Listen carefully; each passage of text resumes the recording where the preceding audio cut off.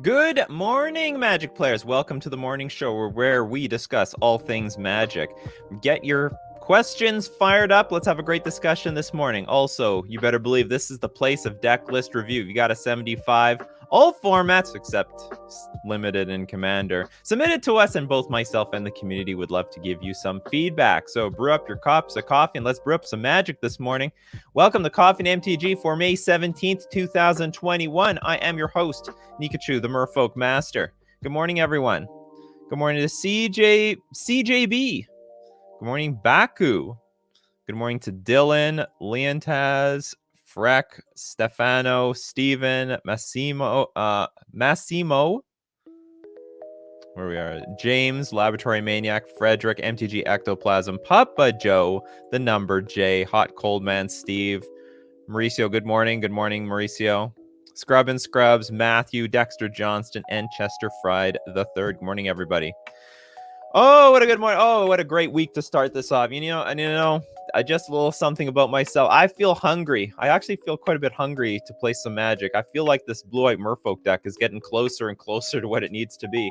Everyone's running white for a reason. There's got to be a reason why white is so good. Skyclave Apparition, when I can get that thing onto the battlefield, this really might be the best card right now. Just deals with everything. From a Merfolk player's perspective, I'm like, how do I counter this thing before it hits the battlefield? How do I bounce this thing later? What's the best bounce spell? And then even if I bounce it, it can come back. Skyclave just wipes it off the board. It's just gone. And anything. I mean, Ensnaring Bridge, creatures, enchantments, planeswalkers. It does it all. What a Swiss Army knife. No wonder this is like one of the most played cards in Modern. This is ridiculous. Anyway. It's a little hard to cast sometimes, but, we make it work. We make it work. Good morning, everyone. So you guys know the drill. 3 question marks before the question, 3 question marks after the question. Helps me find your questions to be discussed on Coffee and MTG amongst all the YouTube channels and Facebook fan pages we got out there. And thanks to everyone who shows up to all the different places. You're showing up on Nikachu MTG. You show up on Nikachu MTG streams and Facebook. We gotta have some. Geo asks, is Bitter Blossom good in Modern? Why so expensive? The answer is no. My quick answer is no. Bitter Blossom is terrible in Modern. It's really, really bad. But holy crap, you're right. I didn't even realize. Look, even the Morningtide version is $55. Modern Masters. What is going on here? What? The love for Bitter Blossom is strong.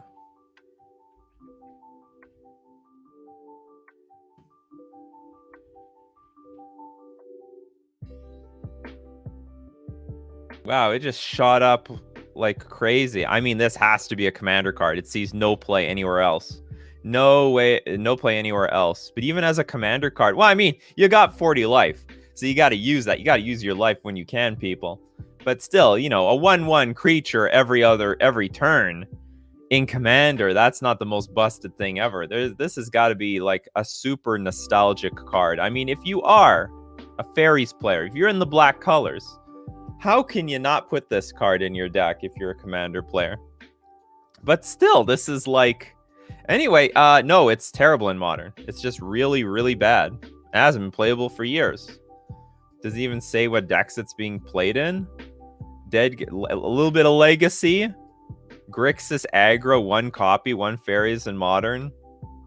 And how old is this deck, Grixis aggro? There is 1 list in 2021 for Grixis aggro, or at least, and it's a weird card to be in an aggro deck. Anyway, no, it's awful. It's just terrible. It's just a very expensive card. People love the card. They like the stock. They like the stock. I will say, the Fairy players, they want to fight me. They're like, I badmouth Bitter Blossom all the time, and they're like, no, this card is great. And this is interesting. It's sort of reached the... Ever since it spiked when it got unbanned in Modern. I mean, congratulations to everyone who dumped their Bitter Blossoms at the peak here. Because obviously it went straight down. Why did it go back up? just slowly going back up for no reason. It hasn't been playable in Modern in forever. Then here's like a bit of a, I don't actually understand the price history whatsoever. There must be something outside my field of vision here. But anyway, it's climbed all the way back up to its former glory, but not in playability. It's got to be in other formats. It's got to be the other formats. Mauricio asked, do you remember Modern being this healthy? Yeah, I remember like when Modern just came out. You could argue that after they banned Deathrite Shaman, that might have been the healthiest moment ever in Modern. That's sort of, it's funny. People try to hang on to that, like that one window of, that one moment, that window of Modern, which only existed for like a year until they banned Birthing Pod. It existed so temporarily, but people want to hold on to it. And ever since, Modern has always been is a format of chaos, of huge shakeups. That's really what Modern is. But people can't let go of the glory days when Modern got really popular overnight. And you know, and it was so grindy and it was so mid-rangey and patient. There was like the only aggro deck that could kill you out of nowhere was basically Affinity, and it sort of did. But anyway, that's basically the last time I can remember Modern being, you know, quote unquote healthy. Morning thoughts on Dread Horde Arcanist. Good card.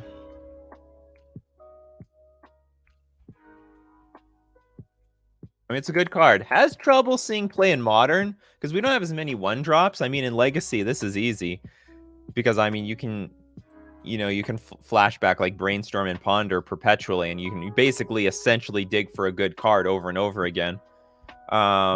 We have less of those cantrips in Modern. Also, just less good stuff to do at 1 mana. But deck is seeing a little bit of play. The card is seeing a little bit of play in the red-white, the Boros aggro deck. So it seems like this is the card they fill their slot with, the Dreadhorde Arcanist. Maybe we could look at another deck. Let's randomly look at this. Oh, G-Hash. G-Hash means business. Oh, he tried Leonin Lightscribe. G-Hash, by the way, single-handedly was the person who created Death Shadow.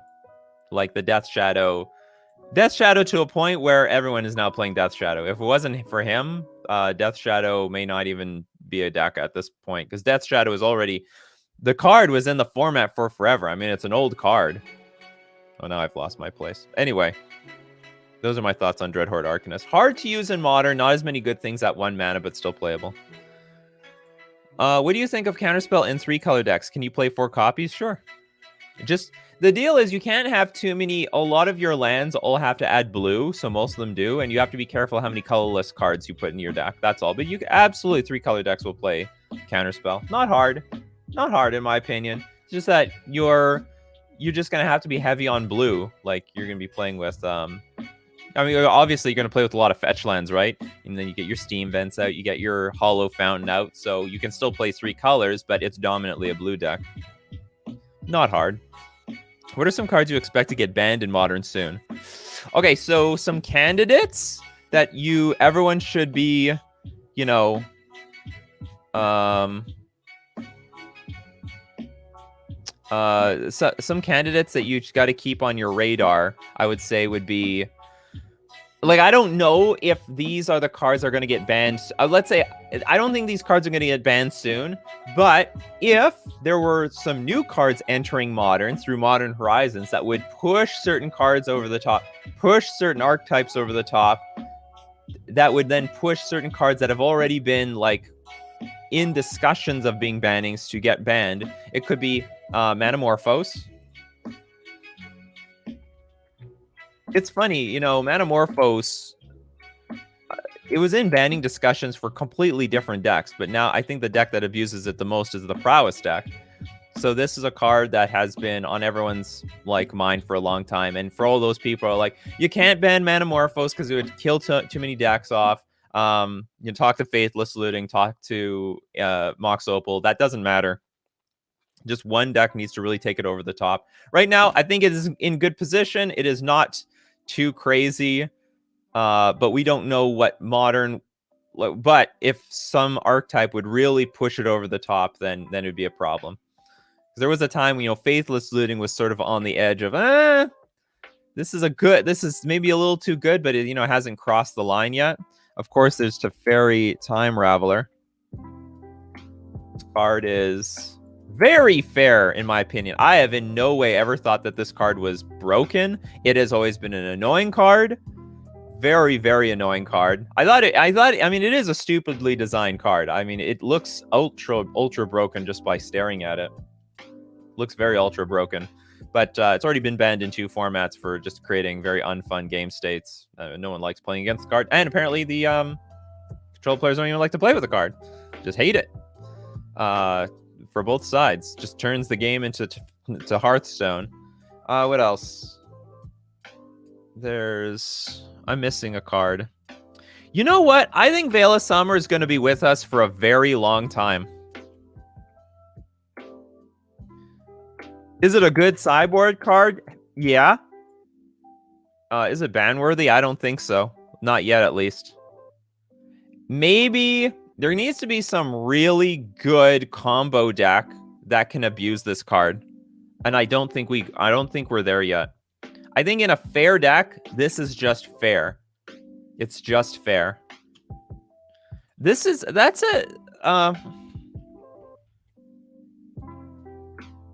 I wouldn't say that this is on the radar yet, but I could see Karn the Great Creator getting banned like super far down the line. Oh yeah, we also could talk about Heliod. One of Heliod's cards would get banned. If I were to take a good guess, they would ban Spike Feeder.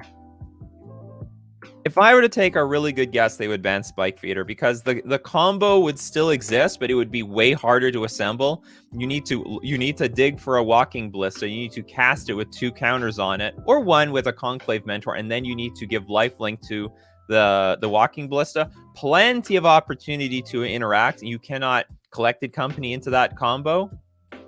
So I think this is very... I think the card that they would axe would probably be Spike Feeder. Even though Spike Feeder, you don't do anything except to enable those combos. Very unlikely they ever ban Ether Vial. I thought the best chance of banning Ether Vial was when Humans was far and away the most dominant deck in Modern. But they didn't do it, and now Humans isn't even a particularly large problem. Tainted Pact.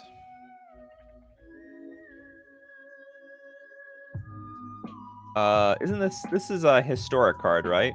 But it's not a modern card, never has been. So there's no chance of this card getting banned in modern. But if you're talking about historic, move the top card of your library from the game. You can put that card into your hand unless it has the same name as another card removed this way. Repeat this process until you put a card into your hand, or you remove 2 cards with the same name, whichever comes first. I don't know. It's whatever. Maybe it's ban-worthy. Maybe it's ban-worthy. I think there are answers to this Thassa's Oracle deck. But it's blue and black, so that's a dangerous combination to have for a combo deck. Anyway, those are my thoughts on some cards that could... I'm missing one. There's like a card... Oh yeah! Valakut! Valakut or Dryad of the Elysian Groves or Primeval Titan. Like, this card is already still strong, but it's another, like, 1 card away from just being, like, tier 0. I think I would be sufficiently satisfied if they banned Valakut. But the problem with banning Valakut is that would kill off some Scapeshift decks for no good reason. And the real card they should ban is probably just Dryad of the Elysian Grove, which I also would be satisfied with. I hate facing down this 2/4 blocker that randomly can start killing off all my creatures with Valakuts. I don't really like... Look at that deck building cost, everyone. Look at that deck building cost. You just have to play this 1 creature, and all of a sudden you can play this random red utility land. The deck building cost, people. There is none. That's the problem.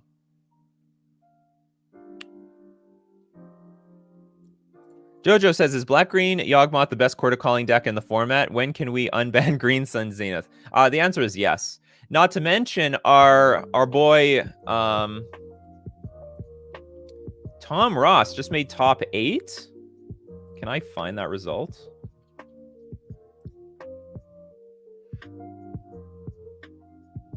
Oh, I can. So this is Tom Ross's. I should have asked him where he got his username from. That has nothing to do with Tom Ross, boss. Hard to find. Hard for the SEO to discover. Anyway, or maybe he's doing that to hide himself. You know, they don't know he's Tom. He's Tom Ross. But made the top 8 of the Modern Challenge over the weekend. So here's his latest list. Any new cards since we last talked? Don't think so. All good stuff. Court of Calling, Eldritch Evolution. So yeah, this is the best Court of Calling. I hate cards like this, but like it's not even seeing much play anymore. There's just better tutors to put into play. But this is a deck that can utilize it very well because of the Wall of Roots. So anyway, there's a lot of hope. A lot of hope for this deck. Still putting up results. Hall of Heliod's Generosity. Can Urza's Saga make this card playable, or will it take more pushed enchantment lands?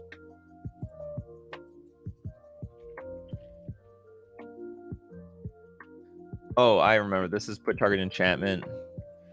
Put target enchantment from your graveyard on top of your library. No, this is way too clunky. Urza's Saga is going to be a little bit more clunky than people think. If they want to reuse Urza's Saga, it's going to be clunky. I don't think it's going to work the way people want it to work. But, you know, just putting it into play and then tutoring something out immediately, like Grafdigger's Cage or something like that, it's going to work great. Or Pithing Needle, I don't know. But recycling it over and over again with Hall of Heliod's Generosity, like if there is some sort of Lantern or Prison deck that could do this, maybe it'll work. It's just that it's so slow. Okay, you put it on top of your library, you play your Urza Saga, you got to wait like 3 turns to tutor again.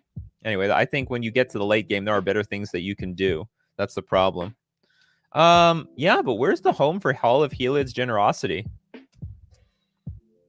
If this thing said put target like creature from your graveyard on top of your library, you better believe that it would see play. But I think the problem with Hall of Heliod's Generosity is there are so few enchantments in Modern. Did anyone notice that?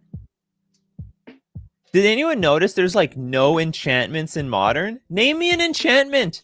And the enchantments you're going to name are going to be like enchantment creatures. Name me well-played enchantments in Modern. There's so few. Guess. Look, people aren't even... Well, this might have some Leyline of Sanctity. That's not a bad one, but I don't think that's... It's not like a main decked one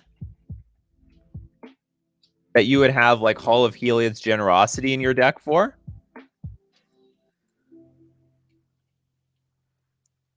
Okay, Blood Moon is like a pseudo one. That one can be main decked. Rest in Peace is a weird one because that's more of a sideboard card, but I'll take it.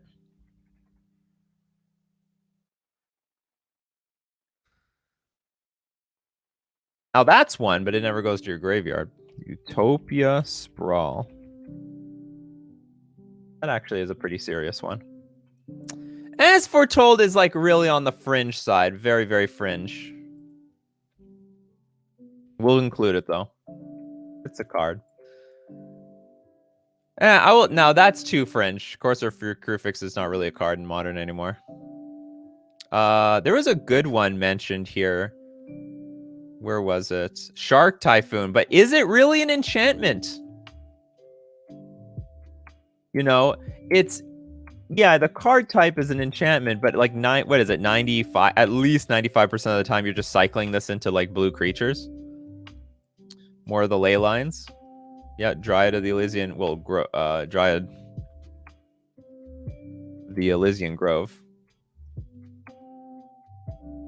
Probably the most likely card that you would want to bring back with Heliod's Generosity. This is another point that we're just learning here. A lot of these cards, you know, your Leyline of the Voids, your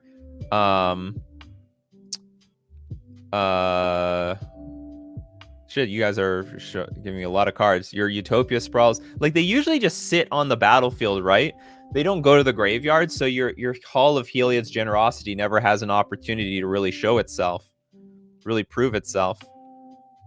Okay, what else do we got? Oh yeah, Heliod himself.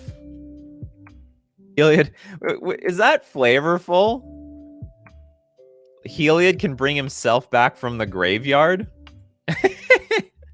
I actually, you know what? This one, I totally forgot about this one. There we go. Daybreak Coronet. This is really fringe, though.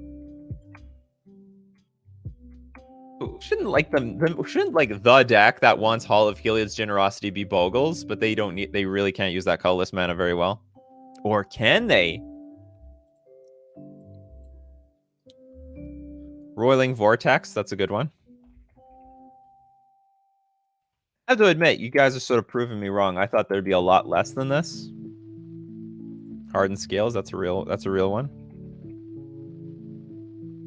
Oh, the best enchantment of them all. Spreading Seas. Enchantment of all enchantments. Standard playable. That saw play in Standard. And in Modern. Portable Hole is an artifact. Not an, or is it an enchantment as well? No, it's just an artifact. You would think it's an enchantment. I think you're thinking of On Thin Ice. That's maybe what you were thinking about. We'll count it. Seal of Fire.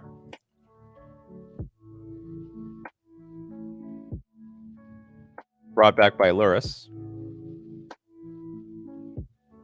So I guess now the problem is how many decks running white can use... Oh, that's a good one too, Eidolon. How many decks running white can utilize Hall of Heliod's Generosity?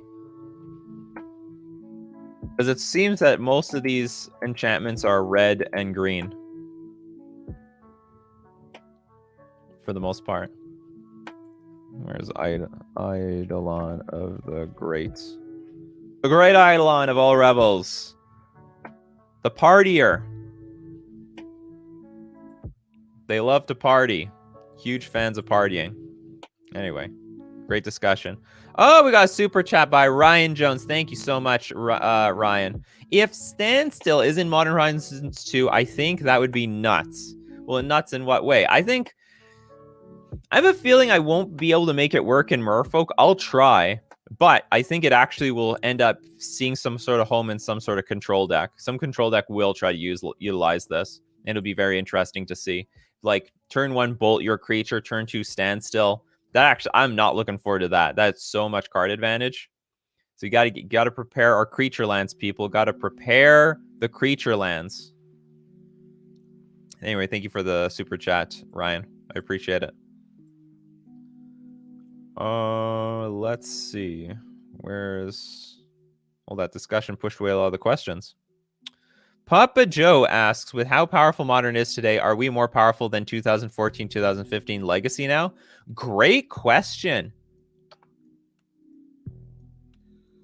I would say we've had moments, like we definitely have had moments where we're probably more powerful, particularly because we don't have the answers. So when there's not enough, like if there's no force will, if there's no answers to these problems, then like, you know, basically some decks are just really overpowering. Maybe right before, the banning of Simian Spirit Guide, maybe we were there. No. Okay, I would say, you know, a moment in Modern that I thought was really outrageously powerful and we had no answers was probably before KCI got banned. I think that might have been the most powerful Modern that was like not super ultra broken. Like, we all know that the Hogak meta was just stupid. But I would bet that Modern was at its most powerful while still being balanced before KCI got banned. And then after that got banned, it was still pretty powerful because for the Faithless looting decks were really good. Like, they were really strong and really streamlined. It was a really, really powerful Modern back then. I don't know. I don't know if I could consider that more powerful than Legacy. Right now, I don't know if it's more powerful. It's pretty clunky right now. It's pretty slow. Like, the Bring to Light decks are coming back, and I wouldn't consider that too strong for or overbearingly strong compared to Legacy.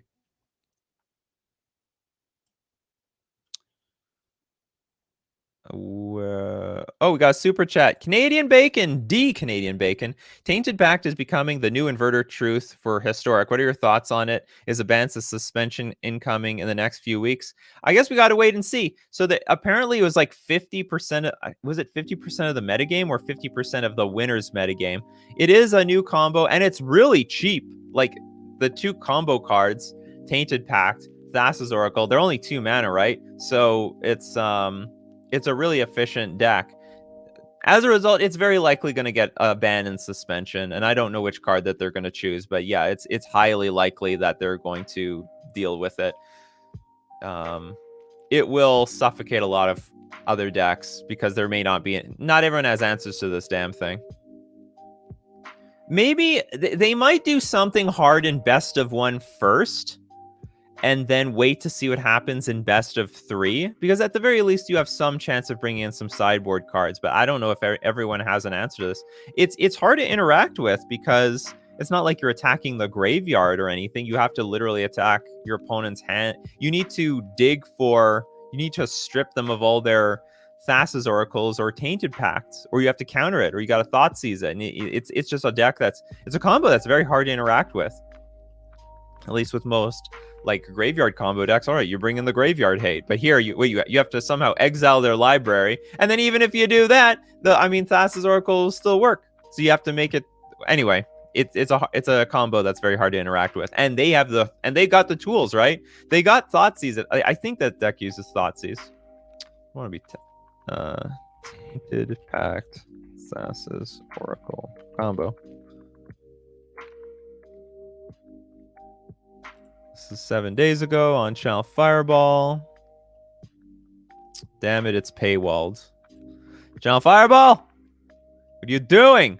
Go back to your old system. I just want to see. It has... I don't remember the full list. Yeah, Test of Talents. But the problem is not everyone can use Test of Talents. Oh, come on. Can't I find a list?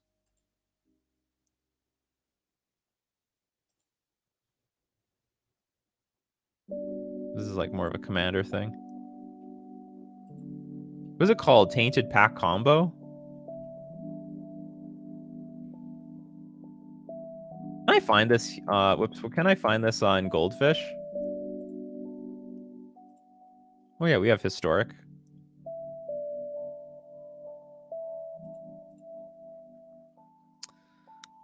Pact of Negation. But oh, they have like one.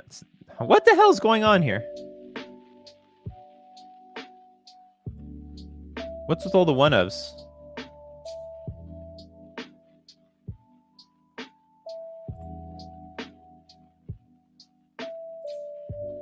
Well, I was already here.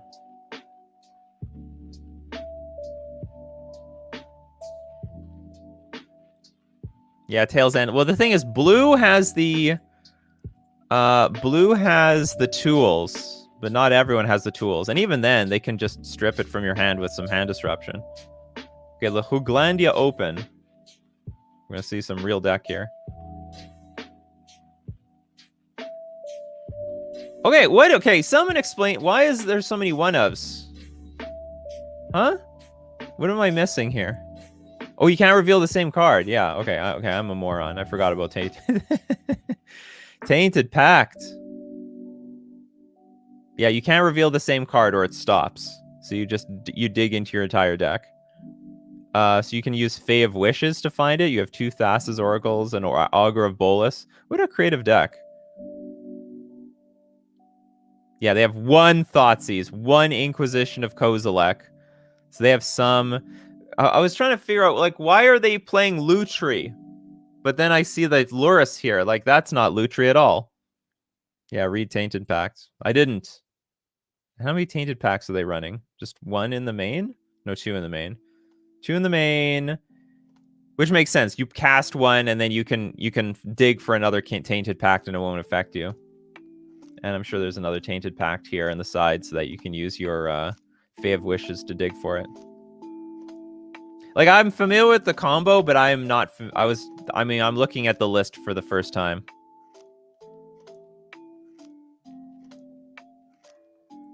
It's a good deck. It's a strong deck. They'll probably take action in best of 1 first and then figure it out for best of 2. Or sorry, best of 3. Thank you very much, Cookie. What is going on here? What's with all this commander looking archetype? How do you beat Helid Company with Death Shadow? Aggro them out. Be really fast. Team or Battle Rage over them. You got to be quick. It's a combo deck. You have Disruption. You know, you play your Thoughtseize, your Inquisition, dismantle their combo, and then while they're stumbling to get the combo back online, you just go out and kill them. Like, that's basically the best way to do it. It is just the de facto way to do it with Death Shadow. But you really need the Teamer Battle Rage because they, of course, play with Oriok Champion. They'll block you for days, so you need a way of getting in that unblockable damage. But another way the Death Shadow decks have been dealing damage is they are going Jund for the green, for Tarmogoyf, and also for Hex Drinkers. So you have some ability to make the creature pro everything and attack for a good clean 6 damage. Hacksaw Jim Thuggin with the super chat. Do you think the MPL could have succeeded if it looked better? No spectator mode on Arena made all the matches look clunky and borderline unwatchable. You know what? That can't be the only thing. I mean, I personally never watched the MPL at all. I don't care about the format. I'm very uninterested in the players like that. I feel the stakes are really, really low because they're already paid to be there.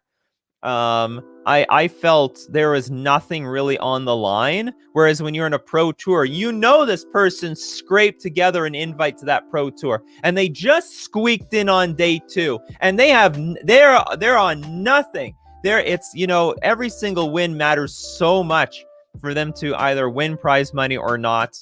And also to see which decks are really succeeding in a big tournament. Oh, this is a big pro level tournament. This deck's doing really well. Whereas in these tiny, small fields, you don't feel that at all. So I think the whole thing sucks. You know, I never cared about the MPL. I never cared about Rivals. I spectated it like a little bit, a few times, and I just left immediately. I just want to peek in, see what's going on. It just wasn't interesting. It doesn't work for Magic. I think what's cool about Magic are these gigantic events. And you know how hard it is to make a top 8. You know how hard it is to make, like, first off, a lot of people, you can internalize how hard it is to make day 2. And then from there, who's gonna go deep? Is your archetype gonna make top 8? You can root for your favorite archetypes and your favorite players. And you know how important it is and how big of a deal it is when they make that top 8. Every single one of those events are way more exciting because you can feel the stakes on the line. You can't feel that in the MPL. You can't. And it's all well-known players. People like to sometimes see underdogs. So like I think I love watching the pro tour. I love watching not only the pro tours when there's no limited involved. I love watching the GPs. Also why I always tuned into the SCG Opens. Loved watching that stuff because seeing players go deep, what decks are doing well on that particular weekend was way more interesting and exciting to me. So what other comments there are in regards to this? Such a good point about why the MPL was so lame and why old coverage is so engrossing. Big full weekend events are the best. Yeah, multi-day events. Who's going to make the next day? Very exciting. Papa Joe says, with no MPL, I hope we get more human stories like when you got second place in GP Vancouver. Seems more interesting. Absolutely. You know, what's so interesting about, oh, this person, I mean, didn't they like basically handpick everyone? And to some degree, they arbitrarily said, okay, if you're like such a good pro at the moment, you're automatically in the MPL. Like it was lame. It was really lame. And that was another thing. Like they also understood that it's so hard to get into the MPL. How can anyone care? How can you relate to the MPL? You have no chance of making the MPL basically. Like, oh, that's not interesting. But you look at the GPs, you're like, hey, maybe I can make day 2 of a GP. Maybe I can make top 8. Maybe one day I can get to the pro tour. Like tons of people go to the pro tour. Like I'm sure everyone here knows somebody that's been to the pro tour, and you're not that far away from making that dream a reality. And it doesn't need to be a profession, you know. You don't need to go pro to go to the pro tour. Just go there and say that you went, oh yeah, I was a pro tour competitor. I used to be a pro tour competitor. Played in one pro tour. I used to be a pro player based on very loose. They redefined their descriptions of pro players. But anyway, it was an absolute mess. There was nothing good about it. Like they just went in the completely wrong direction. And anyway, it didn't work. And then they scrapped it, and it wasn't interesting to watch. But it would have needed a lot more help to make it better.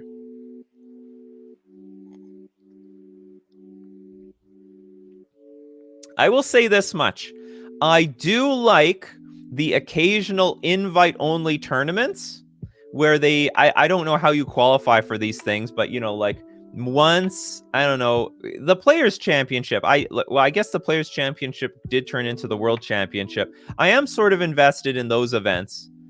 But only because it happens once in a while. Okay, they're gathering all the biggest players into this event, and they have a few like random entries. Those were still interesting, but only because it happened once in a while. It wasn't like the main content that's being thrown at us like on a regular basis. No problem, Cody Humble. I'm one pro tour far from you. There you go. Do you think that independent pro tours are on the horizon? Would you be involved in a Canadian tour was organized? Probably not. The crappy thing about Canada is that everything is so far away. Like everything, the closest city to my Canadian city is Minneapolis, and that's 8 hours away. Like that sucks. So like traveling is a huge detriment in Canada. So it's got to be like a really big open series. I only go to things if they like come locally, like face-to-face games, holds things locally in. They have their own tour and they come to my city, so I play in it. Fusion Gaming has their own big open events that they have every year, except for COVID, the COVID years, which were skipped. But aside from that, probably not. Like I would go if things were just like easier to get to. Anyway, that's my thoughts on the MPL. It was just a disaster. It was never meant to work. It was meant to give them a payday, but it was not a good investment on Wizards of the Coast part. That's all. So that's the bottom line. It was to give the players a payday, and they tried to make some promotion out of it. There were some things like there have been problems in investing in their pro players. For example, I think a lot of people realize that when the pro players were forced to stream, they weren't the greatest streamers. Some of them were, but not all of them were. They didn't translate to streaming live very well. Not to mention there's a problem with they're still pro competitive players. They don't want to give all their secrets away. So I'm sure there's a good strong amount of their playtesting they want to do privately, not for show. So there's like conflicting interests there. Now, not all pro players act like that. You know, Canister, he'll play whatever the hell he wants in front of everyone and then still win with it. Like that Thassa's inverter combo for Pioneer. It's like, okay, I'll show everybody what I'm playing in the Pro Tour tomorrow. No big deal to me. He just goes and does it anyway. Where's a random question? Nihilist, do you think the fetch lines in Modern Horizons 2 will be as hard to get as a mythic, like Fatal Push was more rare than other uncommons? I don't think so. I think it's just going to be a regular rare, but I think the boosters are going to be really expensive, so you might not actually see a really big discount on the fetch lands. But it's possible they might do something like that. Wizards does play around with the actual rarity of cards and boosters, so just because it says it's common or rare or even a mythic, I wonder how many cards are super mythic. You know, like there's actually less of them in the market. And, you know, it's like, maybe it's some random card Wizards thought was going to be really good, but it's actually terrible. But no one really notices because no one's really paying attention. It was easy to catch Fatal Push because after so many people opened so many boxes, they realized, hey, we don't have so many Fatal Pushes compared to the other uncommons. What's up? And, you know, Fatal Push ended up actually being more of a rare. What's the greatest weakness of Merfolk and Modern? Clunky. That's the problem. It's a lot of 2-mana creatures, and we're heading in a world where there's a lot of 1-mana removal, a lot of efficient removal out there. So that's the problem with Merfolk. And that's why I want a good 1-drop to help compete against all this other 1-mana removal nonsense. We need a lower curve. At least we need something earlier on in the game that's impactful. Tech Hippo says, hey, I'm one of those guys that plays mostly elementals. I'm wondering what you think of the deck and what else you think it needs. Deck dirtles too much. That's the problem. It needs a more consistent, proactive plan, killing their opponent by turn 4.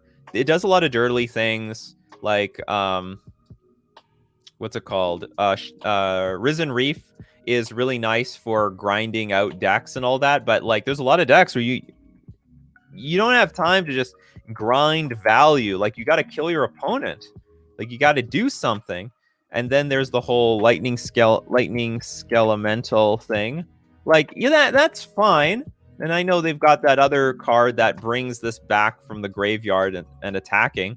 But like that's a little too dirtily, in my opinion. This is not consistent damage. Sometimes this is going to be a one and done thing in those games. So Elemental's looking for a more consistent way of dealing damage because it can dirtle a little too much sometimes.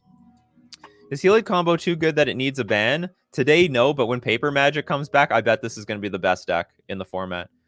I think Infinite Life is going to be legitimately a win, a guaranteed win in Paper Magic. You just put yourself to 100 billion and that's it, GG. Whereas that doesn't exist online.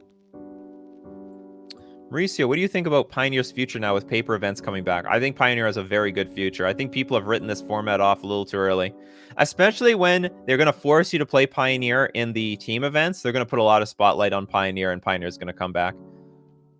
Especially, you know, when SCG is going to say, okay, the next few events are going to be Pioneer, it's going to spike interest.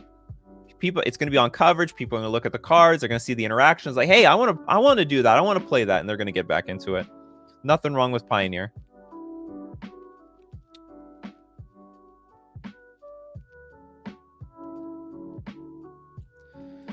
Geo asks, do you think that if blue gets counterspell, then the other colors need a powerful up/upgraded big card? No! Counterspell is not that big of an upgrade. That's the problem. Like, people are overreacting to counterspell. This is not going to change much. Like, whatever you played that is getting countered by counterspell, most of the time is getting countered by Mana Leak anyway. So this is not that big of an upgrade. That's why we thought it was going to come in Modern Horizons 1. It's not that big of it's an upgrade. Obviously, it's not strictly better because it does cost double blue, but it's not a groundbreaking upgrade. It's definitely not. It's not worth. Okay, well, they got counterspell. We better start busting out Dark Ritual and Fire Blast and this other stuff. I don't know. Dark Ritual is a good card. Evan asks, is Rhino still playable in Modern, maybe after Heliod gets banned? You're talking about, I'm assuming you're meaning Siege Rhino. Oh, Siege Rhino. Siege Rhino has a few problems. First, you have to be in the Abzan colors, which doesn't do well for... You're more vulnerable to Blood Moon, like significantly more vulnerable. What else? I mean, it's 4 mana, so you may not make it that far. It's clunky in that way. For Rhino to be good, Abzan needs to be good. And Abzan, unfortunately, no reason to go Abzan.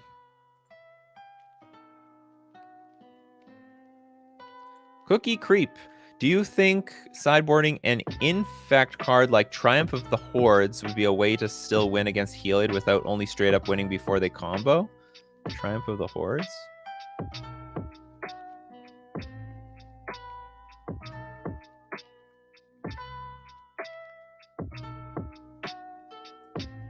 Until end of turn, creatures you control get +1/+1 and gain trample and infect. Do you think sideboarding an infect card like Triumph of the Hordes would be a way to still win against Heliod without... Oh, you mean like give your creatures infect? No, I don't. I think this card is too narrow, too clunky. You're better off with just play with like... Well, okay, you're in the green colors. Just play like Pithing Needle and Sorcerer's Spyglass or something. This is not worth it. It's way too expensive. It's probably not even gonna matter. Like, you would have to deal a lot of trample damage. I mean, it's okay. Let me put it this way. This is a huge Gotham card. it might work once, but it will never work again. And if this somehow is on the radar for a lot of players, like if let's say you published a list with this, it will never work ever again. Like, you know, I could totally see a healed player, if they had infinite life and you made a big attack for 30 damage, they would just not block and not care. And then you go, oh no, it doesn't even work. It's sorcery. You would never get them. It's a sorcery speed card, so they would block with their whole army. They got creatures out there, you know. They got creatures. They got some serious creatures out there. So I don't know where you're putting this. Maybe in a Death Shadow deck? Maybe John Death Shadow could use this, but they probably can just play Temur Battle Rage and win anyway. I mean, assuming they haven't assembled the Infinite Life combo already. Later, Fraser. Anyway, you know, guess what time it is, people?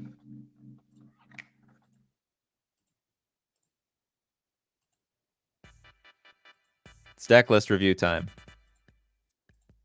All right, everyone, you want your deck list to be shown and showcased on the greatest Magic show of all time? Coffee and MTG, this is your moment. Go into my description. In the description, there is a link to my Discord. Join my Discord. Go to Decklist, the channel Decklist Review. In Decklist Review, enter the command, ! Review deck space, give the URL to your deck list. You got to do this every day, people. If you don't do it every day, you're not submitted. And you will be eligible at random to be chosen for deck list review. Jason Burning asks, can a spell that is target creature or planeswalker target a player directly? No. If it says target creature or planeswalker, it means you can't target players. Otherwise, it would say target player. Where's the Nintendo? You can't hear the Nintendo music? Is it not loud enough? Maybe it wasn't loud enough. Hope it's loud enough now. Chemical Death, thank you so much for the super chat. I appreciate it. I put Journey to Nowhere in my Boggles and came fourth in my first local tournament. Thank you for your suggestion. You're welcome. And that's probably a great idea anyway. You know, this story makes me feel like I feel like Boggles has something powerful going on with it, but like people might have been misbuilding the deck, just making it one-dimensional of just putting tons of enchantments on their creatures. I bet there's another way. I bet it could take a little bit more of a controlling route. Another satisfied customer. Am I spelling Journey wrong? Oh. It's Journey to Nowhere.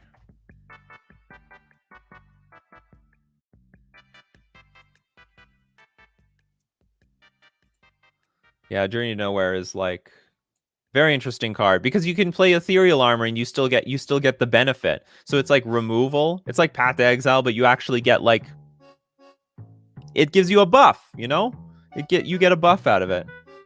You can exile any creature actually. Yeah, maybe there's a Hammer Time Boggles deck available. You really did want me to know. It's good stuff. Okay, you know the tradition. Sponsors need to be sponsored. FusionGamingOnline.com. Where am I going to get my Modern Horizons 2 singles and sealed product? You better believe it's going to be Fusion Gaming Online, particularly the singles part. You can support you can also the deal of the week. Deal of the week, interesting. 15% off all Mirage, Visions, and Weatherlight singles. What's going on with Lion's Eye Diamond? That might be an opportunity. Wow, $900 Canadian for $764 near mint. Nice when very expensive reserve list cards get a big deal like that. That's a big deal. And deny 15% off all Mirage, Visions, and Weatherlight singles. But you know what? 15% off. We could do better than that. Use coupon code Nikachu at checkout. Get an extra 5% off on top of that. How can you go wrong, people? How can you go wrong? And we're also going to thank... Hold on, can you guys see nothing? No, I think, yeah, we had it working. Okay, and then Mana Traders, the premier place to rent Magic cards online. I mean, this is the best way to play all your Coffee and MTG decks from Decklist review. The world's your oyster. Play any deck you want. Just rent it. One day you could be playing Boros aggro. Or what are some interesting decks? We've had, like, one day you can be playing with Defender aggro. Next day you can play with...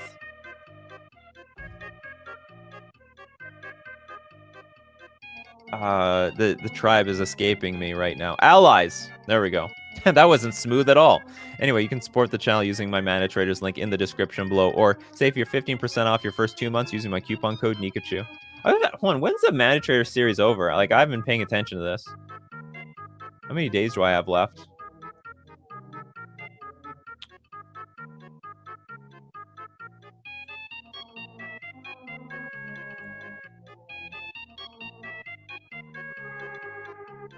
Damn it, they don't have the days here. Oh, open play starting the second month of every day. Whatever, I gotta figure it out later. Gonna figure it out later. Am I on Discord? I am on Discord. Why? Is there some problem?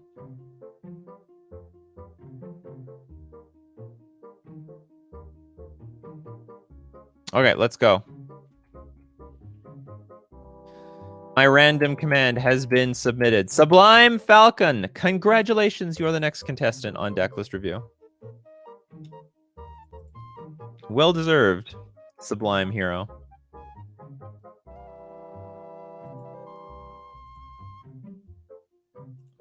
Demir midrange.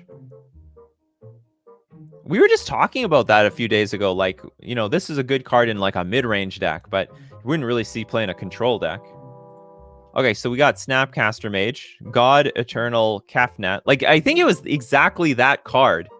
Like, this is a card that would be great in a mid-range deck, but just terrible in a control deck. Although this is pretty control-y looking anyway. Inquisition, Opt, Thoughtseize, Remand, Languish, Time Warp. I like the Languish. You know, Kefnet don't die, but your opponent's creatures will. Time Warp. Oh, that's a spicy one. Depose. Tap target creature, draw a card, and then create 2/1/1. This seems very bad. You don't even have a single planes in this deck. There's got to be something better than tap target creature, draw a card. I mean, that's like the... I mean, that's just ice, right? This is not... I don't think this is good. This can't be good. Temporal Mastery. That's totally fine. Do you have any way to put this stuff on top? There's no good way to, like, manipulate the top of your deck. You submitted this deck 28 times? Holy crap. Last Friday, you had 2 weeks left to qualify. All right. Okay, so first off, what are we replacing with Depose? This is terrible. There might be definitely some value to Serum Vision instead of Opt, especially since... Okay, this is not very... Well, it's not the greatest Snapcaster Mage deck. Well, no, I'm not going to say that. It's probably fine. Here's the deal. You don't have... You're a Sorcery Speed deck. You'd have, like, almost... Like, what are your counter spells? Remand, that's it? This deck plays at almost entirely Sorcery Speed. So, having Opt in this deck isn't even worth it. Having Serum Visions is going to be better because you can top deck your Temporal Mastery a little bit more reliably. Way more reliably. Why not add Jace to put Miracles on top? I think the deck is going to be clogged at 4 mana. Like, I would agree, but they seem to want to play with God Eternal Kefnet. You're going to reveal the first card you draw each turn. As you draw it, whenever you reveal an instant or sorcery of the card this way, copy that card and you may cast the copy. That copy costs 2 less to cast. Holy crap. So the idea is we're going to be able to cast like Temporal Masteries for 5 and Time Warps for 3. So that's a big payoff.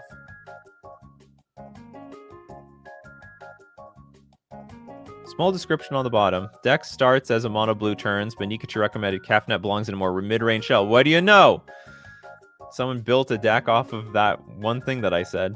Kind of a pet deck, but hopefully we can make it playable. Opt, Depose, Remand, Shark Typhoon, all can trigger Cafnet on opponent's turn.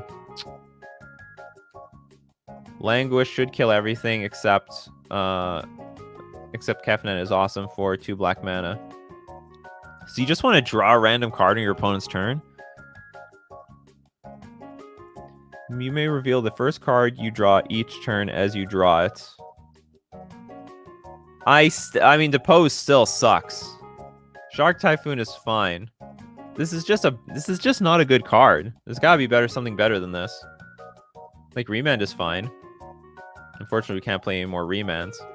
It's just that it just doesn't interact very well.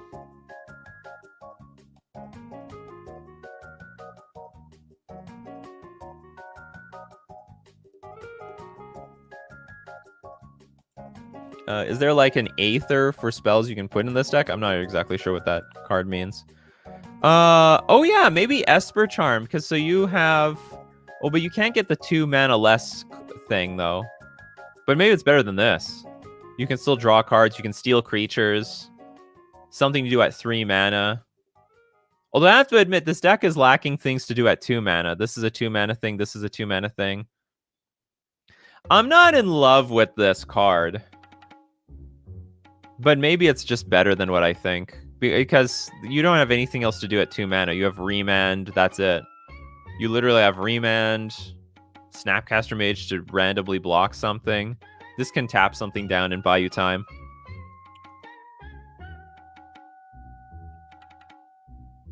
Oh, maybe Drown in the Lock. And maybe Thought Scour, too. Maybe Thought Scour is just as good as Opt. Oh, no, it's not. Opt actually can find Temporal Mastery. At the very least. So you can, like, opt on your opponent's turn and increase the chances you Temporal Mastery them. So it's like, maybe Opt is better than I thought it was. Well, I think the sideboard... I think what this deck is just trying to do is just stall, and then start time warping like crazy. Which now tells me, you know, we should probably have more time. Well, unfortunately, if you take an extra turn with Temporal Mastery, it's gone. MTG Control says you gotta have it. Archmage's Charm. What would you take out of this deck for Archmage's Charm?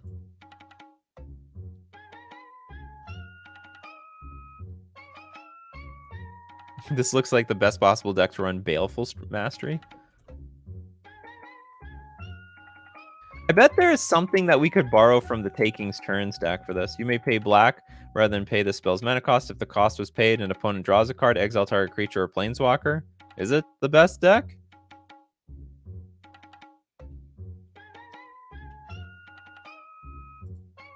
I guess if you dominate with turns, it is.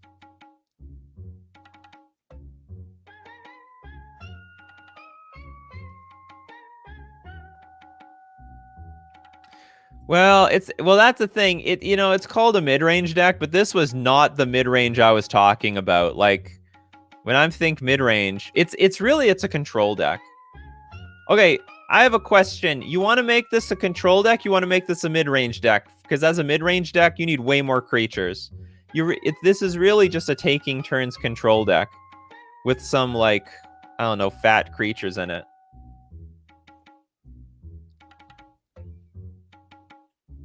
It's the way I'm looking at this. Okay, so we're gonna remove the Depose / Deploy for Archmage's Charm. You can still draw you cards on your opponent's turn. You can still, I mean, if you have 5 mana up, you can still hit that Temporal Mastery. Just want it to be better. Okay, add Archmage's Charm. But yeah, that's all I would think about. Is there any way you can just loop Time Warp forever? Snapcaster Mage. Oh man, losing, what's it called? Mystic Sanctuary was a big beating to the Time Warp players. How about Bitter Blossom? No. Bitter Blossom just deals damage to you and kills you. The amount of creatures it puts out, not good enough.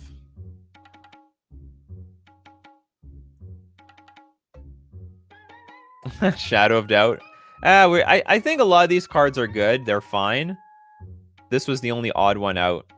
And from there, it probably doesn't need 25 lands, right? 25 seems like a lot to me. Like a lot. Between Opt and Remand, maybe you can go down to 20. Maybe I'm wrong. Maybe you need like tons of mana. Like you do want to get to five lands for Time Warp. And I imagine Shark Typhoon contributes to some creatures to help win the game. Well, that's a little too far in the taking turns territory. Anyway, I think this is okay. So Relic of Progenitus. Okay, that one you should probably replace with Nihil Spellbomb. Because this doesn't affect your own graveyard. You are a Snapcaster Mage deck, so you don't want to exile the graveyard. Then you have Spell Pierce, Ether Gust, Drown. You probably should have more Drown in the Locks. It's probably okay, especially since you're putting some number of their cards into the graveyard. You're going to counterspell some of them with maybe Archmage's Charm. And Force Negation, I think, is okay. I don't know exactly. Oh, maybe Cling to Dusk? Cling to Dusk works with Snapcaster. This deck might work better with Remand. Remand still might work in this deck because it wants to keep digging. It probably isn't looking to permanently answer spells. It does want to dig into Time Warp. So maybe Cling. Okay, some people are suggesting Cling to Dust is good. So Cling to Dust may be better than Relic of Progenitus. And you can like do it multiple times, but you can't nuke the whole graveyard though. Needs more interaction and less hand disruption? Maybe. I think it should just use more. I think it should use more creatures. If I were to rebuild this thing, I'd dump the Time Walk package. I would dump the Time Walk package and the counter spells, and I would just play more creatures. I wouldn't mind Archmage's Charm. That one still works. But anyway, that's something to explore. It's like new space that has never been explored before to make like a Dimir mid-range deck. And Dimir wouldn't even be that weak to, say, Blood Moon. Anyway, thank you very much for submitting the list. I hope that some of that feedback is good for you. Let me see if I can change the video game music. We're going to go straight to Mario 3. Excellent. Big fan of Mario 3 here. I wish I could beat the game in a frog suit, but I could never do it. It was just too damn impossible for me. I didn't have the skills. Best I could do. I couldn't even get to the final Bowser with firepower. Marcelo, congratulations! You're the next contestant on Decklist review.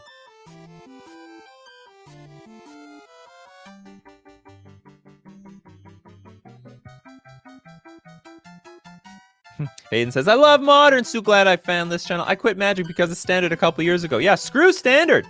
We don't care about Standard here. Very happy to be getting back into it. Welcome back. Let's see. Kefnet hates creatures?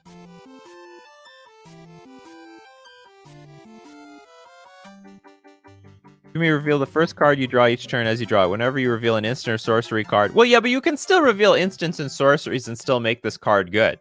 It just doesn't need to be super heavy. The whole deck was weighted to only spells. I see what you mean. I see what you mean. But you can have like a few more creatures in your Dimir deck and still make the God Eternal Kefnet work. 4 or 5 flyer, nothing wrong with that. Okay, we got Lagartos. Format kitchen table. All right. Everyone get your pony caps on, everyone. We got a basking root wallet. This is... Okay, we have a description. For the casual format, Tribal Wars. Never heard of it.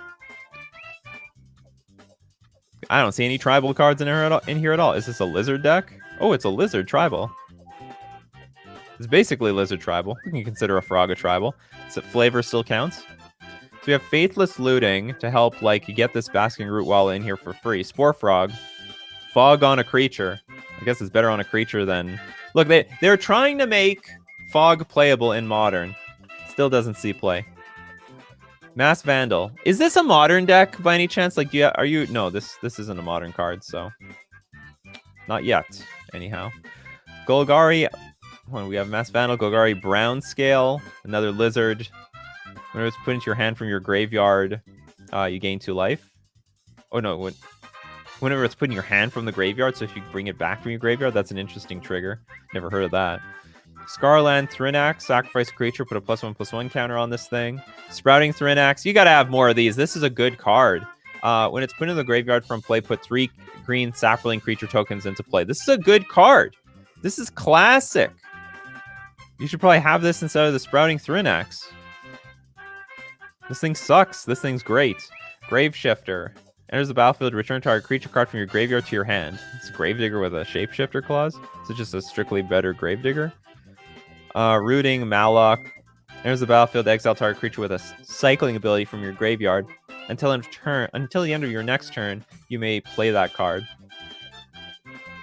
This is very expensive. Okay, how do we get stuff from the graveyard to the battlefield? Webweaver, Changeling. Enters the battlefield. If there are 3 or more creature cards in your graveyard, you gain 5 life. Chef at Monitor. Whenever you cycle Chef and Monitor, search your library for a basic land card or desert card, put onto the battlefield. That's not bad. Oh, but it's like 4 mana. Then shuffle your library. You have Life from the Low. You have some dredging going on. Choose and discard a creature card. Return target creature card from your graveyard to your hand. I think you should have more Sprouting Thrinax. Maybe you should be more all in on this, because I could see a synergy between Sprouting Thrinax and Scarland Thrinax, where you are sacrificing this. You put 3 green sapling creature tokens into play, and now you have even more food for this guy. You have, like, even more food for this guy. I think it's better than Grave Shifter. I would cut out the top end of this deck. Like, I don't see this as all that good. This is very expensive.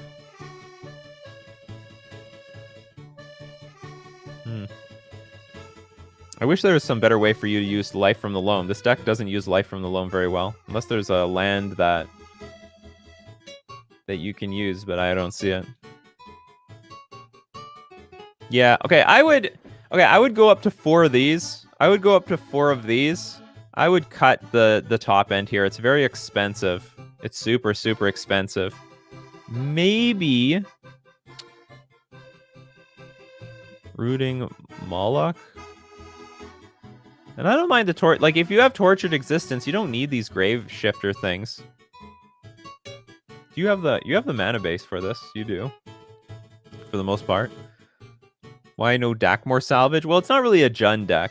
I don't think it doesn't necessarily need these lands that come into play tapped, because that is a land that comes into play tapped. Hissing Iguanar would be a great addition. Whenever another creature dies, you may have Hissing Iguanar deal 1 damage to target player or planeswalker. All right. I can get behind this. No, we're clogging up the 3-drop slot by quite a bit, so we got to be a little careful there.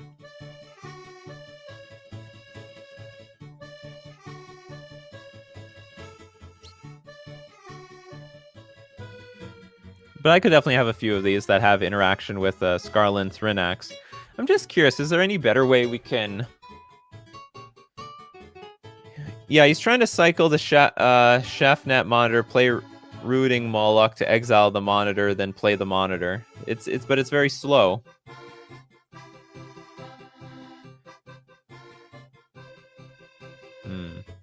But then again, I don't know their meta. Okay, how about this? I don't know your meta, so I'm not going to change your synergy too much. But I'll say this much. Whenever it enters a battlefield, if there are 3 or more creature cards in your graveyard, you gain 5 life. Who cares? Okay, so get rid of this. Get rid of Grave Shifter. Get rid of maybe 2 Spore Frogs, and then go up on the Scarland Thrinax and Sprouting Thrinaxes. Like, you can always get all the stuff that you need anyway with your Tortured Existence. That's the point of this card, right? Why are you playing this card if not? I don't know if you need Life from the Loam. I don't know if this deck uses this card at all. Like, it's too clunky. Punishing Fire I can get. I understand that. Punishing Fire and Grove of the Burn Willows.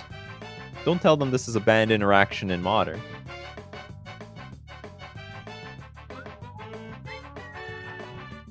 And then with Tortured Existence, you can sort of loop these combos. I'm guessing there's some way you can sort of loop the Spore Frog. I guess you can't loop it. You don't really loop this thing because you need infinite creatures to draw, and you're not going to draw infinite creatures unless there's a. Is there a creature you can dredge? You do have one dredge creature, right? This one, yeah, the Golgari Brown Scale. Okay, so you actually have a bit of a soft lock, so you can always dredge this. You discard it for the Spore Frog. You play the Spore Frog, and then you always dredge this thing back. Okay, so okay, maybe I'm gonna remove no Spore Frogs, because it looks like that could be a lock against some of your friends or opponents. But if you want to win the game, I would still up the Scarlet Thrynax and Sprouting Thrynax cards. Get rid of Grave Shifter. Maybe some. Okay, I don't want to cut too much of your synergy if that's what you wanted to do, but like at least remove 2 of these or something. It's not that important. I guess your idea with Life from the Loam, is there not a better like dredger you can play?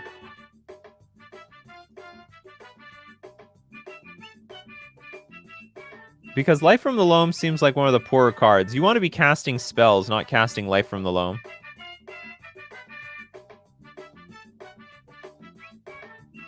It says 1/3 of every deck must be of a single creature type. Yeah, I think we can still get there, right?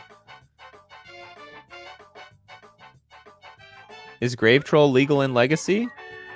Yes, it actually is.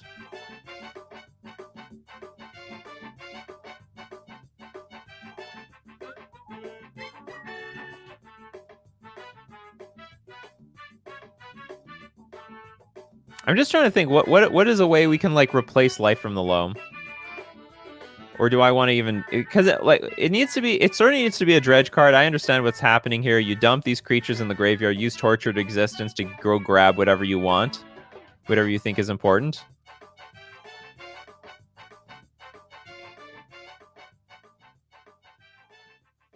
Is Grave Troll a lizard?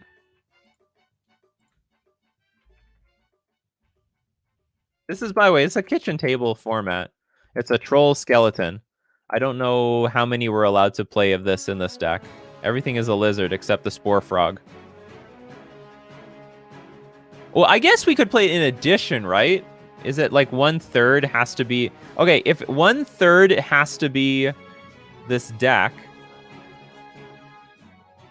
Because we have 20... I think 21 lands and Faithless Looting might be enough.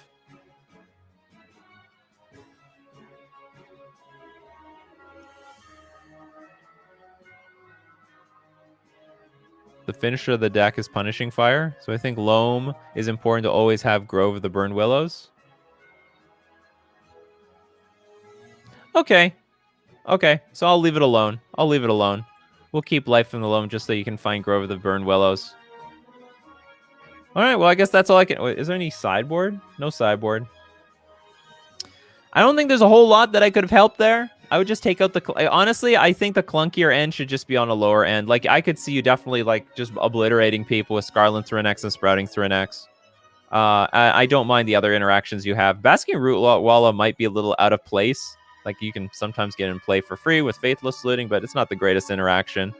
But I love the Spore Frog Tortured Existence interaction. I hope you can have some other stuff like that in here as well. Hope some of that feedback was useful. Thank you very much. All right, everyone. That was an excellent Coffee and MTG. If you want to see the replay, don't forget to check it out at Nikachu MTG Streams, my alternate YouTube channel. Also, if I didn't get to your comments, questions, or deck list, we do this Monday to Friday, 9 o'clock a.m. Central Standard Time. Be there or be square. If you would like to support Coffee and MTG and you don't already, don't forget you can do that by leaving a sub at twitch.tv. You could also go to patreon.com/NikachuMTG, or you can join on YouTube. Join button is right there. As usual, thank you very much, everyone, for joining me today. We have a great discussions from Monday to Friday every day. I love it. I'm never missing a month. We've been doing this for a year. It's growing strong. Gonna keep getting stronger. Thanks for making me a part of your daily routine. So keep brewing that coffee. We'll keep brewing up magic. See you guys next time.